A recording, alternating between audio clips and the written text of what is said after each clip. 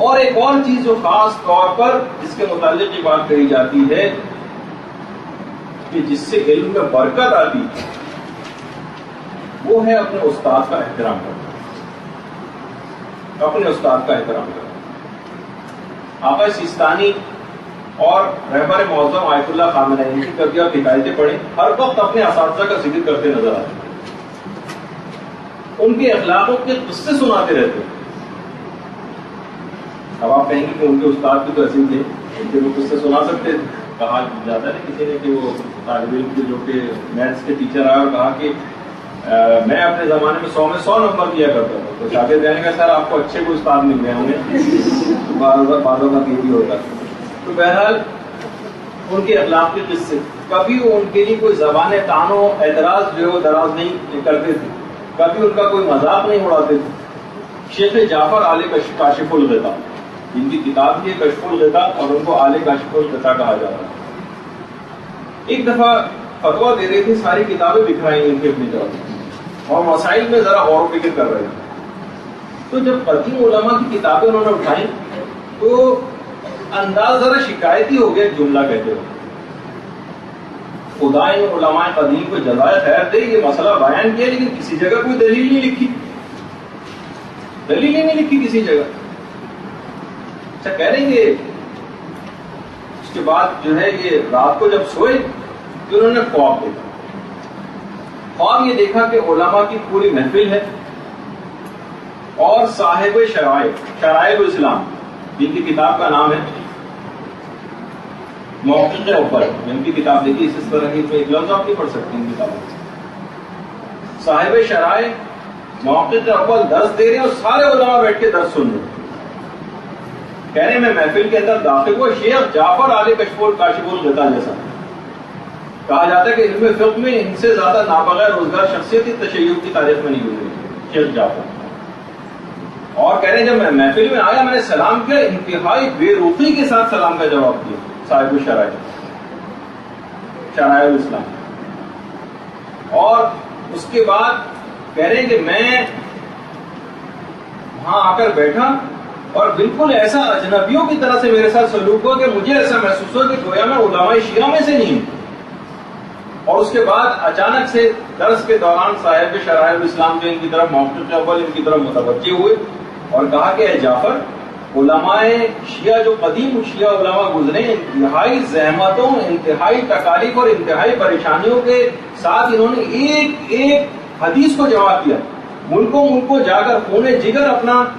جو ہے وہ دیا ہے حدیثوں کو جمع کرنے، ملکوں سفر کیا، اور آج تم ٹھنڈے کمرے میں سارے علماء کی جمع کردہ قدیم علماء کی حدیث سامنے رکھ کر کہہ رہے ہو کہ انہوں نے بغیر دلیل کے فتویٰ دے دیا اور اعتراض ان کے اوپر کر رہے ہو، تمہیں تو کہیں اٹھ کر جانا بھی نہیں پڑتا اور آج یہ کمرے میں بیٹھے بیٹھے حدیثوں کی کتابوں کو جمع کر کے فتویٰ دے دیتے ہو۔ یہ سارے قدیم علماء کے کیے ہوئے کام ہیں۔ اور جس مسئلے کے لیے تم کہہ رہے تھے کہ علماء قدیم نے اس مسئلے میں کوئی دلیل نہیں لکھی، جو میرے ممبر کے نیچے بیٹھا ہوا شخص ہے اس نے اپنی فلاں کتاب میں فلاں صفحے کے اوپر اس کی دلیل لکھی،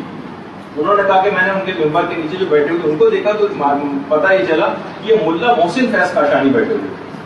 کہہ رہے اچانک سے میرے جسم کے اوپر لرزہ تاری ہوا، اس کے بعد میری آنکھ کھل گئی، اس کے بعد زاروں قدار رونے لگے، لوگ اتنا زیادہ روئے کہ لوگ جمع ہو گئے کمرے میں اور انہوں نے اپنا خواب لوگوں کو سنایا کہ ہمیں بعض اوقات ہم علماء اور اپنے اساتید کے لیے اس طریقے سے اعتراض کرنے لگتے ہیں، کتنی مشکلوں سے، کتنی محنتوں سے، کتنی راتیں جاگ کر وہ اپنے دروس کو پریپیئر کرتے ہیں آپ کے سامنے آنے کے لیے، اور آپ کو مثلا کبھی آپ کہتے ہیں کہ مثلا ہمیں مزہ نہیں آ رہا ہے، فلاں کی گفتگو بہت خشک ہو رہی ہے، آپ کو علم حاصل کرنے کے حوالے سے دیکھیے کچھ چیزیں آئیں گی،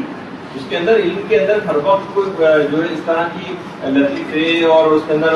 مزے کے واقعات یہ تو ضروری نہیں ہے، کبھی موقع لگتا ہے تو وہ بیان بھی کر دیتے ہیں، لیکن بعض اوقات ایسا بھی ہوتا ہے کہ کوئی اس طرح کی چیز نہیں آ پاتی۔ تو بہرحال دیکھا آپ نے کہ شرائع الاسلام کے جو مؤلف تھے محقق اول، انہوں نے شیخ جعفر آل کاشف الغطا کے ساتھ کس طرح سے بے رخی کا سب خواب کے اندر برتاؤ کیا ان کے جملے کہنے کی وجہ سے کہ ذرا سے ایک اعتراض ہو گیا تو اور انداز شکایتی ہو گیا تو کتنا سخت جملہ انہوں نے کہا۔ تو بہرحال اب دیکھیے پیغمبر اسلام نے بھی جملہ ارشاد فرمایا، پیغمبر اسلام کے فرماتے ہیں خدا نے چار چیزوں کے اندر قرار دیا، برکت العلم فی تعظیم الاستاد، علم کی برکت کو استاد کی تعظیم میں قرار دیا. وبقاء الایمان فی تعظیم اللہ، اور ایمان کی بقا کو خدا کی تعظیم میں قرار دیا. اور وَلَذَّةِ الْعِيشِ فِي بَرِّ الْوَالِدَيْنِ، بہترین خوش و خرم زندگی کو والدین کے ساتھ نیکی کرنے میں قرار دیا. وَالنِّجَاةُ مِنَ النَّارِ فِي تَرْكِ إِيذَاءِ الْخَلْقِ، اور جہنم سے نجات کو لوگوں کو اذیت نہ دینے میں قرار دیا گیا. اس میں پہلی چیز پیغمبر نے یہ بتائی کہ علم کے اندر اگر برکت آپ کو حاصل کرنی ہے تو استاد کی تعظیم سے کبھی بھی جو ہے وہ اپنے دامن کو چھڑانا نہیں. بلکہ علماء تو یہاں تک فرماتے ہیں کہ چھوڑی کہ آپ توہین وہین کی بات بھی نہیں ہو رہی، حتیٰ کہ احترام میں کمی کرنے سے بھی علم میں بے برکتی آ جاتی ہے. یعنی اتنا ان کا احترام نہیں کیا کہ جتنا کرنا چاہیے. حتیٰ کہ علماء فرماتے ہیں کہ حوضے سے جو علماء جو فارغ ہو رہے ہوتے ہیں اپنے اپنے وطن کو جا رہے ہوتے ہیں تو وہ شاگرد جو خدا حافظی کے لیے اپنے استاد کے پاس نہیں جاتے، جن جنوں سے انہوں نے علم حاصل کیا اور ان سے خدا حافظی کے لیے بھی نہیں جاتے، وہ اپنی عام زندگی میں بالکل ناکام ہوتے ہیں. یعنی اساتذہ کی جو بے احترامی ہے، علماء خود فرماتے ہیں کہ ہم نے دیکھا کہ جن طالب علموں نے اپنے اساتذہ کی بے احترامی کی یا ان کے احترام میں کوئی کمی کی، فرماتے ہیں ہم نے دیکھا کہ کوئی بازاروں میں کمربند بیچ رہا ہے، کوئی رکشا چلا رہا ہے، اور اپنی آنکھوں سے میں نے خود ایک ایسے طالب علم کو دیکھا جو آج کل ٹیکسیاں چلا رہا ہے اور اپنے مالکان کی جھڑکیاں اور ڈانٹیں اور لاتے کھاتا ہے. اور جبکہ وہ 7-8 سال تک حوض علم قوم کے اندر رہ کر آئے،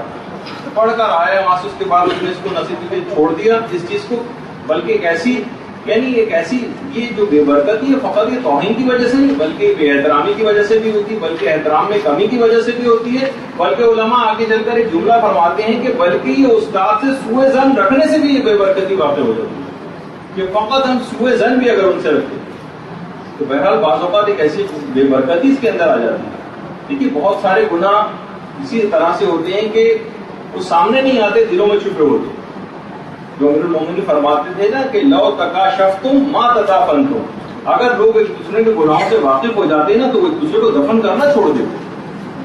تو بہرحال استاد جو ہوتا ہے وہ اپنے شاگردوں کی پہچان رکھتا ہے. علماء حوضہ فرماتے ہیں کہ طالب علموں کو ہم قیافے سے پہچان لیتے ہیں، ان کے اسٹائل سے، ان کے بات چیت، ان کے تمیز تہذیب سے پتہ چل جاتا ہے کہ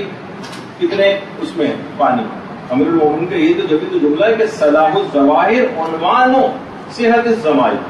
یعنی ظاہر کی درستگی سے ہی اصل میں باطن کی جو صحت ہے اس کا پتہ چلتا ہے، معلوم چل جاتا ہے کون کتنے پانی میں. شیخ عبدالکریم حائری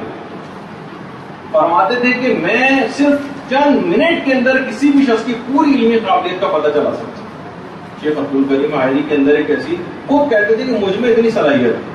جس طریقے سے باغبان کو پتا ہوتا ہے نا کون سا میرا پودا جو ہے وہ پھول دے گا اور کون سا نہیں دے گا، اسی طریقے سے استاد بھی قیافے سے اندازہ کر لیتا. حتیٰ کہ بہت سارے استاد تو